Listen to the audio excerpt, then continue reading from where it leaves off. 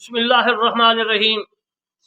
آج میں آپ کو قربانی کے مسائل محل اقامت الواجب کے متعلق عرض کروں گا، یعنی جس جانور کا قربانی کرنا دہا واجب و واجبہ سے جائز ہے، اور اس باب کے متعلق میں عرض کروں گا کہ جنس واجب ہو اس کے نو سن قدر و صفت کا بیان کے متعلق عرض کروں گا۔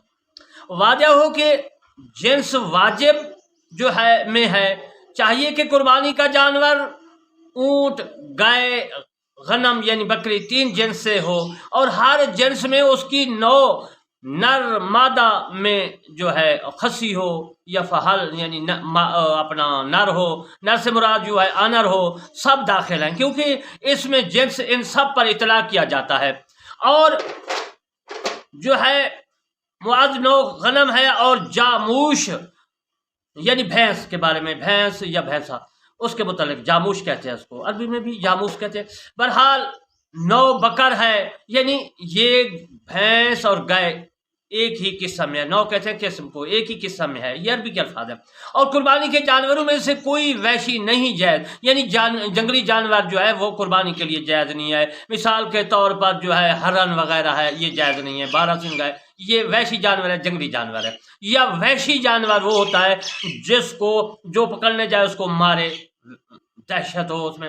اور اگر کوئی جانور ایک وحشی ہے اور ایک انسی ہے تو عزیزاً محترم، انسی سے پیدا ہو تو مادہ کا اعتبار ہے، بس اگر مادہ پالتو ہو تو بچہ کی قربانی جائز ہوگی، ورنہ جائز نہیں ہوگی، ورنہ نہیں، حتیٰ کہ اگر وحشی ہو اور بیل پالتو ہو تو اس دونوں کا بچہ قربانی کرنا کے لیے جائز نہیں ہے۔ اور بعد میں فرمایا کہ اگر ہرن نے کسی پالتو بکری سے جفتی کی، بس اگر اس سے بکری پیدا ہوئی تو اس کی قربانی جائز ہوگی، اور اگر ہرن پیدا ہوا تو جائز نہ ہوگی۔ اور بعد میں فرمایا کہ اگر گھوڑی سے جنگلی گدھے یا گدھا جنا اور نہ، یعنی یہ عالمگیری نے مسائل لکھے ہیں جو میں عرض کر رہا ہوں اس بارے میں، کیونکہ گھوڑا اور گدھا نہیں کھایا جاتا، لیکن حضور صلی اللہ علیہ وسلم نے خیبر کے وقت جو ہے جنگ خیبر میں گھوڑا گدھا وغیرہ استعمال کیا اور بعد میں ممنوع ہو گئے، اسی کے متعلق میں عرض کر رہا ہوں۔ بعض فقہاء نے فرمایا کہ اگر گھوڑی سے جنگلی گدھے سے گدھا جنا تو وہ نہ کھایا جائے گا، اور اگر گھوڑا جنا تو اس کا حکم مثل گھوڑے کے ہے۔ اور اگر کسی شخص نے وحشی ہرن کے جو ناموس جو ہو گئی ہے یا وحشی گائے کی جو مانوس ہو گئی ہے قربانی کی تو جائز نہیں ہے۔ اور جو جانور قربانی ہو سکتا ہے اس کے سن کا بیان جو ہے وہ اس کے سن یعنی عمر کے بارے میں عرض کرتا ہوں۔ اونٹ اور گائے کی بکری میں سے ہر جنس کے سنا سے کم قربانی کرنا جائز نہیں ہے۔ سنا کے متعلق بھی میں عرض کروں گا، سنا کہتے ہیں دانتوں کو۔ خاصاً دان یعنی بھیڑ میں سے جزا جائز ہے جبکہ وہ موٹا تازہ ہو، اور ان الفاظ کے معنی کا بیان امام قدوری نے یوں ذکر فرمایا ہے کہ غنم کے 6 مہینے کے جزا کو بچہ کو جزا کہتے ہیں، یعنی 6 مہینے کی بھیڑ ہو یا نر ہو یا مادہ ہو تو عزیزان محترم وہ 1 سال کا بچہ سنا ہوتا ہے، یعنی کہ وہ 6 مہینے کا جائز ہوتا ہے موٹا تازہ ہو، اور 1 سال کا بچہ جو ہے اس کو عربی میں سنا کہتے ہیں۔ اگر 1 سال کا بچہ بکری کا بھیڑ کا بکری کا ہے تو وہ جائز ہے 1 سال سے اوپر ہو، اور گائے کا 1 سال کا بچے کو جزا ہوتا ہے۔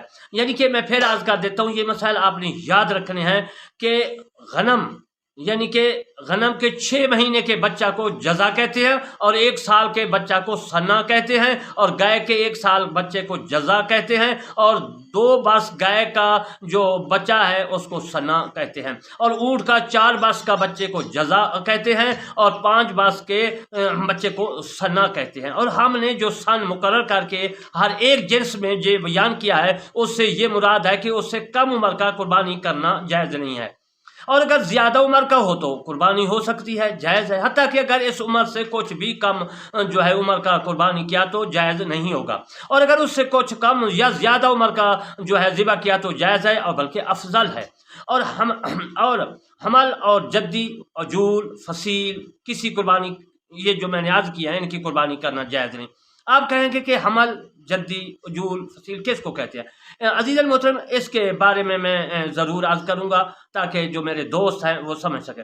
حمل بکری کا بچہ، جدی بھیڑ کا بچہ، عجول گائے کا بچہ، اور فصیل اونٹ کے بچے کو کہتے ہیں۔ اب آپ کو سمجھ آ گئی ہوگی۔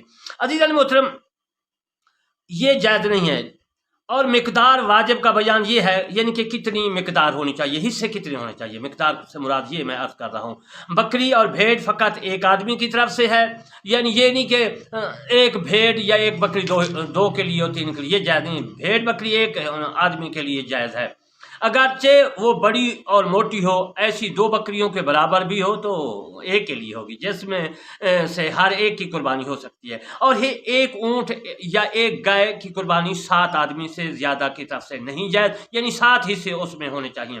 بس 7 آدمی شریک ہوں گے یا کم ہوں تو ان کی طرف سے ہو سکتی ہے، اور یہ عام علماء کا قول ہے۔ اور صفت و واجب یہ ہے کہ عیوب فاحشہ سے سالم ہو، یعنی کہ ایک گائے ہے، ایک بھینس ہے یا بھینسا ہے یا بیل ہے، اس میں 7 حصے ہونے چاہیے، یا ایک آدمی 2 حصے رکھ سکتا ہے، 3 ہاتھ، یعنی 7 ہونے ضروری ہے۔ اور جس کے سینگ نہ ہوں یا سینگ ٹوٹا ہوا، اس کی قربانی بھی جائز ہے۔ ٹوٹے کے متعلق بھی میں یاد کروں گا کتنا ٹوٹا ہوا ہو، یہ مسئلہ قذافی کافی میں لکھا ہے اور عالمگیری میں موجود ہے۔ اور اگر مشاش میں شکستی ہو تو کافی نہیں ہے، اور مشاش ہڈیوں کے سروں کو کہتے ہیں، جسے گھٹنے، کونہیاں، یہ مسئلہ بدائے میں موجود ہے۔ اور مجبوب کی جو ہے، یعنی وہ جو جمع کرنے سے عاجز ہو، اس کی قربانی، اور جس کو کھانسی آتی ہے اور جو بڑھاپے کے سبب سے بچہ جننے سے عاجز ہو، اور جس کو داغ دیا گیا ہو، اور جس کا دودھ بدون کسی علت کے نہ اترتا ہو، اور جس کا بچہ موجود ہو، سب کی قربانی جائز ہے۔ مطلب ان مسائل کو پھر میں یاد کر دیتا ہوں، آپ نے ان مسائل کو یاد رکھنا ہے۔ جو جانور جمع کرنے سے عاجز ہے اس کی قربانی جائز ہے، اور جس جانور کو کھانسی آتی ہے اس کی قربانی جائز ہے۔ جو بڑھاپے کے سبب سے، بڑھاپے کی وجہ سے بچہ جننے سے عاجز ہو، یعنی بوڑھا بہت ہو چکا ہو یا بوڑھی ہو چکی ہو، اور جس کو داغ دیا گیا ہو، اس کی بھی قربانی جائز ہے۔ اور جس کا دودھ سوائے کسی علت کے نہ اترتا ہو، وہ اس کی قربانی جائز ہے۔ جس کا بچہ موجود ہو، اس کی قربانی بھی جائز ہے۔ اور اجناس کتاب میں یہ لکھا ہے کہ اگر اس کا علیتا چھوٹا ہو کہ پیدائشی دم غذا کے مشابہ ہو تو وہ جائز ہے، اور اگر اس کی پیدائشی علیتا نہ ہو تو امام محمد رحمۃ اللہ علیہ نے فرمایا کہ جائز ہے، خلاصہ کتاب میں موجود ہے۔ اور تاریک چشم، یہ مسائل بھی میں جو عرض کر رہا ہوں اس کو یاد رکھنا ہے، مطلب یہ بہت ہی جو ہے یہ سوال اہم ہے۔ تاریک چشم اورا کانے کو کہتے ہیں، اورا جس کا ایک چشم ہونا کھلا ہوا ہو، اور لنگ مارتا ہوا جانور، اور لنگ جس کا لنگڑانا کھلا ہوا ہو، یعنی قربانی کی جگہ تک اپنے پیروں سے نہ چل کے جا سکے، اور مریضہ جس کا بیمار ہونا کھلا ہوا ہو، اور وہ جس کی دونوں کان علیتا دم بالکل کٹی ہوئی ہو، اور جس کی پیدائشی کان نہ ہو، سب کی قربانیاں عزیزان محترم ناجائز ہے۔ اس مسئلے کو خوب یاد رکھنا ہے اور لوگوں تک بھی پہنچانا ہے۔ اور جس کے کان چھوٹے ہوں وہ بھی جائز ہے، اور جس کا پورا ایک کان کٹا ہوا ہو یا جس کا پیدائشی ایک ہی کان ہو تو وہ جائز نہیں ہے۔ اگر کان والی دم، آنکھ، ان اعضاء میں تھوڑا گیا ہو، یعنی کٹا ہوا ہو، اور تھوڑا نہ گیا ہو، تو عزیزان محترم جامع صغیر میں مذکور ہے کہ جس قدر جاتا رہے گا، اگر وہ بنسبت باقی کے زیادہ ہو تو قربانی جائز نہیں ہوگی، اور اگر کم ہو تو وہ جواز قربانی سے مانع نہیں ہے۔ اور ہمارے اصحاب سے قلیل و کثیر کی تعداد میں اختلاف کیا گیا ہے، اور امام اعظم ابو حنیفہ رحمۃ اللہ سے 4 روایتیں ہیں اس کے متعلق، اور امام محمد نے امام اعظم ابو حنیفہ رحمۃ اللہ علیہ سے اصل اور جامع میں روایت کی ہے کہ تہائی عضو یا اس سے کم جاتا رہا تو قربانی جائز ہے، اگر تہائی سے زیادہ گیا تو نہیں جائز، اور صحیح یہ ہے کہ اگر تہائی یا اس سے کم ہو تو قلیل ہے، اگر تہائی سے زیادہ ہو تو کثیر ہے، اور اسی پر فتویٰ ہے، یہ فتاوی قاضی خان اور فتاوی عالمگیری میں موجود ہے۔ باقی بھی فقہاء کرام نے اپنی کتابوں میں لکھا ہے۔ عزیز محترم ان مسائل کو خوب یاد رکھنا ہے اور لوگوں تک پہنچانا ہے۔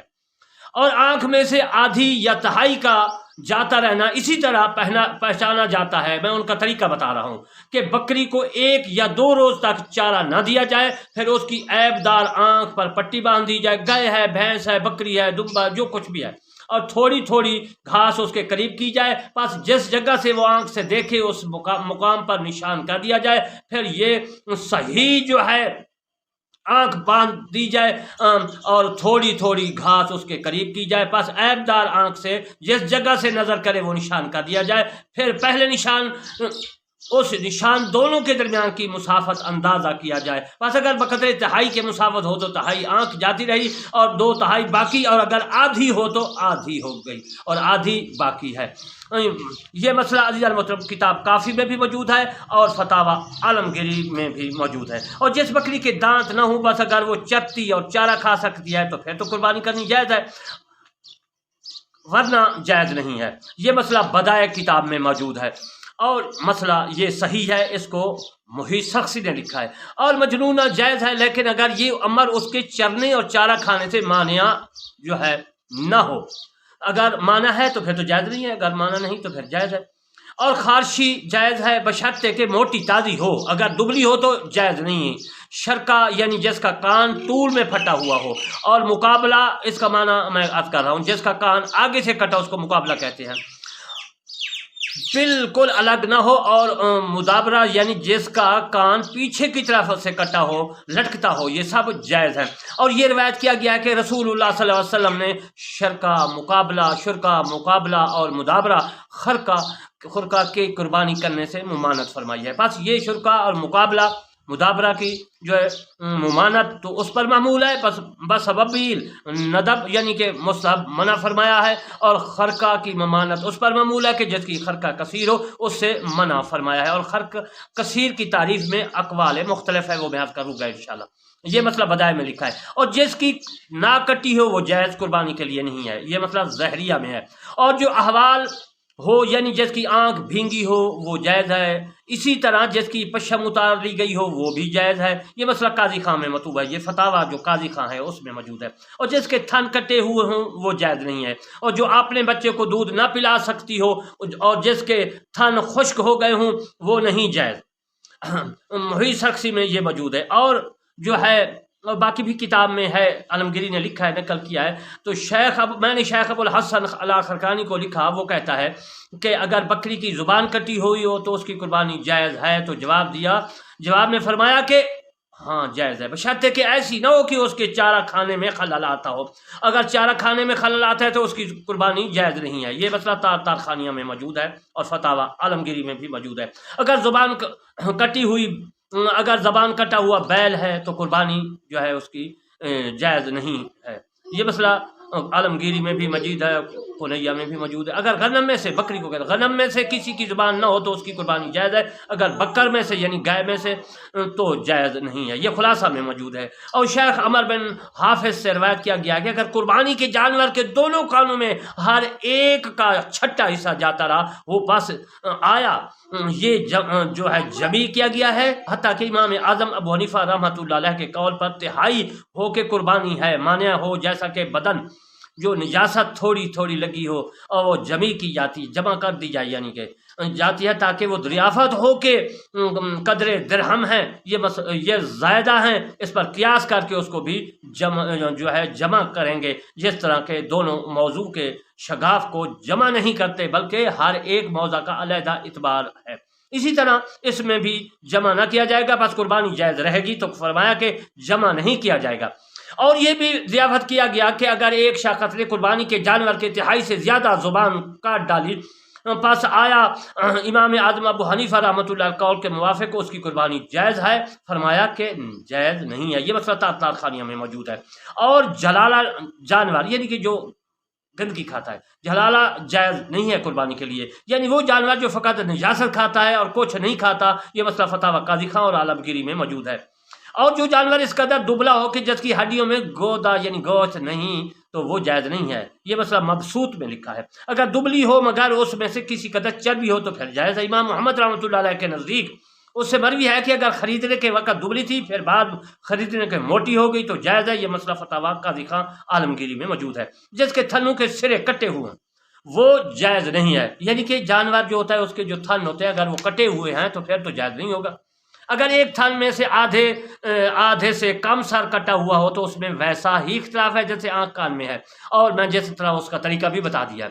और अगर दुम्बा बकरी की किसी एक थन की घुंडी पैदाइशी ना हो या किसी आफत से जाती रही हो और एक बाकी हो तो जायज़ नहीं है। और ऊँट गाय अगर एक घुंडी जाती रही तो जायज़ है, अगर दो जाती रही हैं तो फिर जायज़ नहीं है।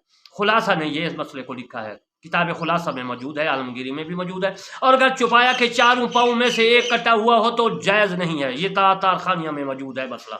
और खनशा खुथरा बकरी की कुर्बानी जायज़ नहीं है, इसलिए जायज़ नहीं क्योंकि उसका गोश्त जो है नहीं गलता, पुख्ता नहीं होता, ख़राब होता है। कुर्बानी के जानवर के बाल गैर वक्त कुर्बानी में गिर गए तो वो जायज़ है, बशर्ते कि उसकी हड्डियों में गोदाम यानी गोश्त मौजूद हो। ये मसला जो है आलमगीरी में मौजूद है। और शतूर नहीं जायज़ है। और शतूर बकरियों में से उसको कहते हैं जिसके दोनों थनों में से एक का दूध खुश्क हो जाए, और गाय ऊँट में से उसको कहते हैं जिसके दो थनों का दूध खुश्क हो जाए, क्योंकि इन दोनों के 4-4 थन होते हैं।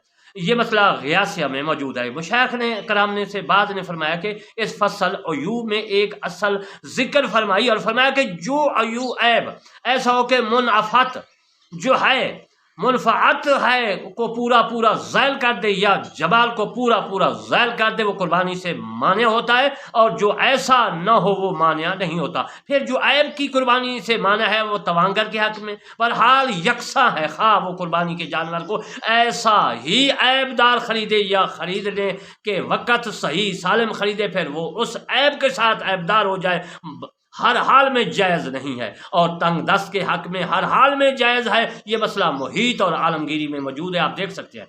अगर एक शख्स ने कुर्बानी की बकरी खरीदी, हालांकि वो मोटी ताज़ी थी, फिर उसके पास इस कदर दुबली हो गई, कमज़ोर हो गई कि अगर वो ऐसी हालत पर खरीदता तो जायज़ न होती। बस अगर ख़रीदने वाला तवांगर हो तो उसकी तरफ से कुर्बानी अदा न होगी, और अगर तंग दस्त हो यानी कि गरीब हो तो अदा हो जाएगी, कि मजबूरी है। इस वास्ते कुर्बानी तवांगर पर उसके ज़िम्मा वाजिब होती है। बस अगर उस बकरी को कुर्बानी के वास्ते ख़रीदा तो नीयत की वजह से ये बकरी मुतअय्यन हो जाएगी। हत्ता कि अगर फ़कीर ने अपने ऊपर कुर्बानी वाजिब कर ली तो उसकी तरफ से भी ये बकरी जायज़ न होगी। अगर कुर्बानी का जानवर ख़रीदा और उस वक़्त तक उसकी दोनों आँखें सही सालम थन सब बिल्कुल ठीक थे, फिर मुश्तरी के पास वो औरा यानी काना हो गई या हो गया, या उसका कान पूरा जो है, या उसकी दुम या उसकी अलीता दुम्बे की जो दुम होती है उसके बारे में आज कर रहा हूँ, काटी गई, या उसका पाँव टूट गया कि चल नहीं सकती हालांकि या चल नहीं सकता हालांकि ये मुश्तरी तवांगर है, तो ये कुर्बानियों की तरफ से अदा न होगी, काफ़ी न होगी। और उस पर वाजिब होगा कि बजाय उसके दूसरी कुर्बानी करे बखिलाफ फ़कीर के, कि उसके लिए तो जायज़ होगी क्योंकि मजबूर है वो, उसके पास पैसे नहीं है।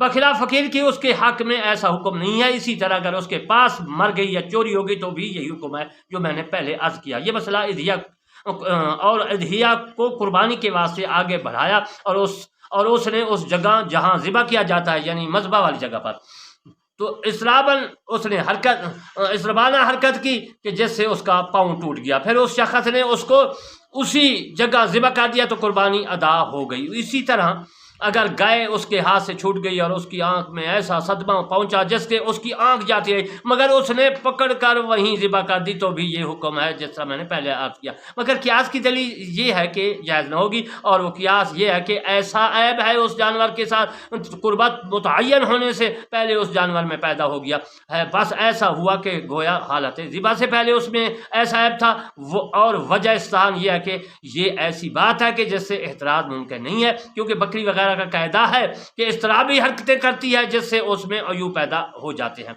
हज़रत इमाम अबू यूसुफ रहमतुल्लाह से मरवी है कि उन्होंने फरमाया कि अगर उसने रिया की टांगें पकड़ी ताकि उसको ज़िबा करे, बस उससे उसकी टांग टूट गई और ये उनके लिए काफ़ी हो गई, फिर उसको यानी कि जायज़ है, फिर उसको उसी रोज़ या दूसरे रोज़ ज़िबा कर दिया तो कुर्बानी अदा हो जाएगी। ये मसला बदाए में मौजूद है।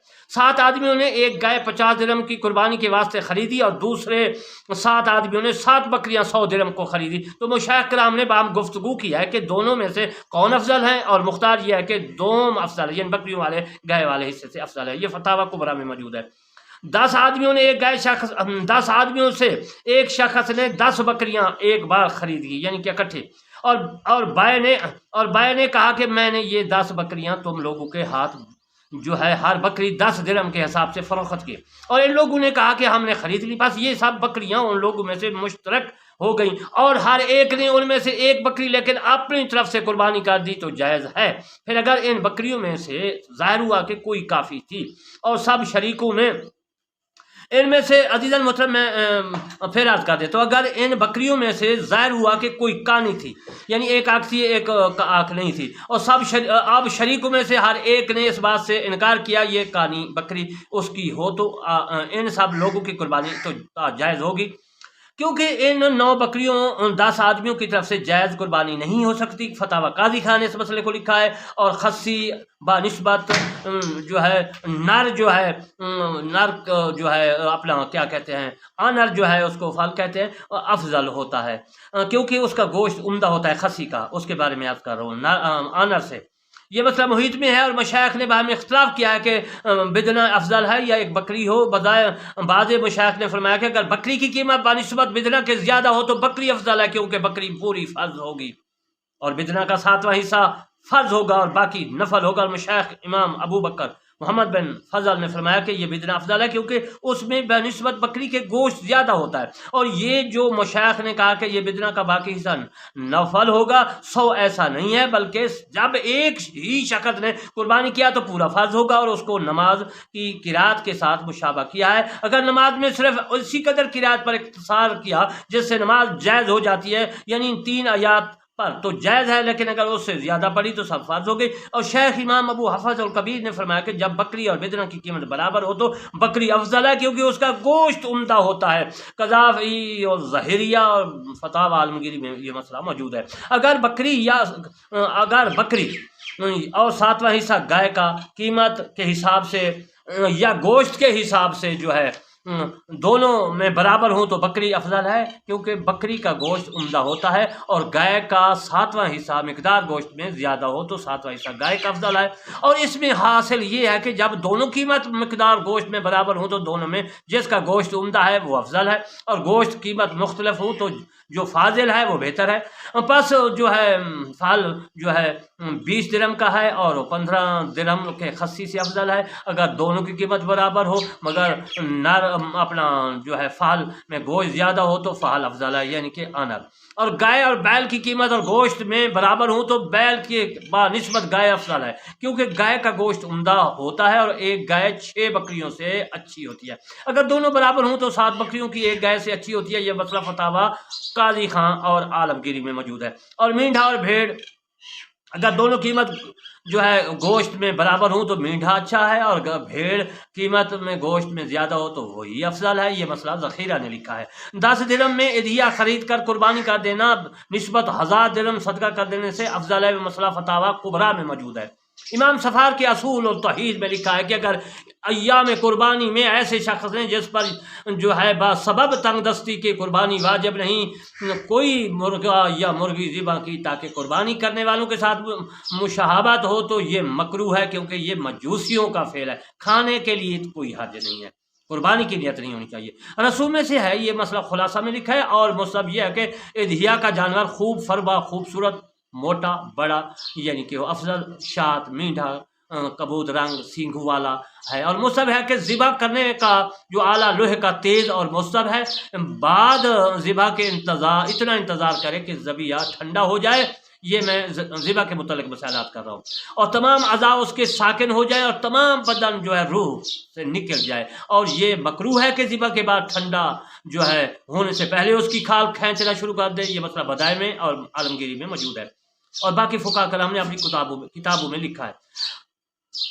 افضل یہ ہے کہ اگر خود اچھی طرح ذبح کر سکتا ہے تو خود ہی اپنے ہاتھ سے ذبح کرے، کیونکہ قرات میں خود بنفس سے متولی ہونا اولا ہے، اور اگر اچھی طرح ذبح نہ کر سکتا ہو تو افضل یہ ہے کہ دوسرے سے استعانت یعنی مدد لے، لیکن چاہے کہ خود بھی قربانی کے وقت حاضر رہے۔ یہ مسئلہ کافی میں موجود ہے۔ اور فرمایا کہ اگر اس نے کسی کی مجوسی کو حکم دیا کہ میرا اضحیہ ذبح کر دے تو اس نے ذبح کیا تو یہ جائز نہیں ہے، کیونکہ مجوسی کا ذبح جائز نہیں ہے، اسی وجہ سے کہ یہ فساد ہے، تقرب نہیں ہے، کیونکہ مجوسی کا ذبح کیا ہوا جانور جو ہے کھایا نہیں جاتا۔ اور اگر اس نے کسی یہودی اور نصرانی کو ایسا حکم دیا تو اس کا ذبیہ قربانی یعنی جو جانور ہے وہ قربانی اس نے ذبح کر دیا تو قربانی ہو جائے گی، کیونکہ یہ دونوں ذبح کی اہلیت رکھتے ہیں، ذبح کا ان کو پتہ ہے اور کتابی بھی ہیں، لیکن یہ ہے مکروہ۔ میں آپ کو یہ بتاتا چلوں، فتاوی عالمگیری نے بھی اس کو مکروہ لکھا ہے، اور باقی کتابوں میں بھی یہ مسئلہ ہے کہ یہودی اور عیسائی اور یہودی، سیدھا بات بتاؤں کہ ان کا ذبح کرنا کیا ہوا جو ہے جانور مکروہ ہے، کیونکہ قربانی کی عمل قربت ہے، اور یہودی اور نصرانی کا فعل قربت نہیں ہے۔ یہ مسئلہ مبسوط میں ہے، اور مستحب ہے کہ اپنی قربانی میں سے خود کھائے اور دوسروں کو بھی کھلائے۔ افضل یہ ہے کہ تہائی صدقہ کر دے اور تہائی اقارب دوستوں کی ضیافت کے واسطے قرار دے، اور تہائی اپنے واسطے رکھ لے اور غیر کو کھلائے، غنی کو کھلائے، فقیر کو کی خصوصیت نہیں ہے، دونوں کھلائے، سب کھائیں پیئیں، جائز ہے۔ یہ مطلب بدائے نے لکھا ہے، اور اس میں سے جس قدر چاہے غنی ہو، فقیر ہو، مسلمان اور ذمی کو ہبہ کر دے۔ مطابیہ میں موجود ہے اور عالمگیری میں بھی موجود ہے۔ اور اگر اس نے کل صدقہ کر دیا، یعنی تمام صدقہ کر دیا، سب صدقہ کر دیا، تو جائز ہے۔ اگر سب اپنے واسطے رکھ لیا تو پھر بھی جائز ہے، اور اس کو اختیار ہے کہ سب اپنے واسطے 3 روز سے زیادہ تک رکھ چھوڑے، لیکن اس کا کھلا دینا لوگوں کو اور صدقہ کر دینا افضل ہے۔ لیکن اگر 2 شخص ذی عیال اور فراغ حال نہ ہو تو اس کے حق میں افضل یہ ہے کہ اس کو اپنے عیال کے واسطے، یعنی بال بچوں کے واسطے چھوڑ دیا، اور اس کے ذریعہ سے ان کو فراغی دے۔ یہ مسئلہ بدائے میں بھی موجود ہے، عالمگیری میں بھی موجود ہے۔ اگر قربانی کی بوجہ نظر کے، یعنی منت کے واجب ہوئی، تو نظر کرنے والا، منت کرنے والا نہ خود اس میں سے کھا سکتا ہے اور نہ کسی غنی کو کھلا سکتا ہے، خواہ وہ نظر کرنے والا غنی ہو یا فقیر ہو، کیونکہ وہ تو صدقہ کرنے کے واسطے ہے، اور صدقہ کرنے والے کو یہ روا نہیں ہے کہ اپنے صدقہ میں سے کسی صدقہ میں سے خود کھائے یا کسی غنی کو کھلائے۔ یہ متبین میں مسئلہ موجود ہے، اور فتاوی عالمگیری میں بھی ہے۔ بشر بن ولید نے امام ابو یوسف سے روایت کیا کہ ایک شخص کے 9 عیال ہیں، یعنی بچے ہیں، 9 بچے ہیں، بیٹیاں بیٹے، اور 10واں آپ آئے، بس اس نے 10 دمبا اپنے اور اپنے عیال کی طرف سے قربانی کی، اور کوئی دمبا کسی کے واسطے مہیا نہیں کیا، بلکہ 10واں اپنے عیال کی طرف سے قربانی کی نیت کی، تو استحسن جائز ہے۔ اور یہی امام اعظم ابو حنیفہ رحمۃ اللہ علیہ کا قول ہے۔ یہ مسئلہ محیط میں لکھا ہے۔ عزیزان محترم، میرے اس چینل کو جو ہے قربانی ٹی وی 3 کو آپ سبسکرائب کریں، کمنٹ کریں، لوگوں تک پہنچائیں، تاکہ آپ کو بھی ثواب ہو، مجھے بھی ثواب ہو۔ قربانی آ رہی ہے، تو میں دعا کرتا ہوں اللہ تبارک و تعالی ہم تمام مسلمانوں کو ان مسائل پر عمل کرنے کی توفیق عطا فرمائے۔ آمین ثم آمین، وما علینا الا البلاغ المبین۔